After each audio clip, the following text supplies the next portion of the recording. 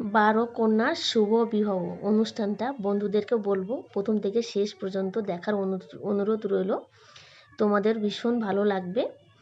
আমি এই প্রথমবার একসাথে 12 কন্যার বিবাহ দেখলাম, তো তোমরাও একটু দেখে নাও, তোমাদেরও খুব ভালো লাগবে।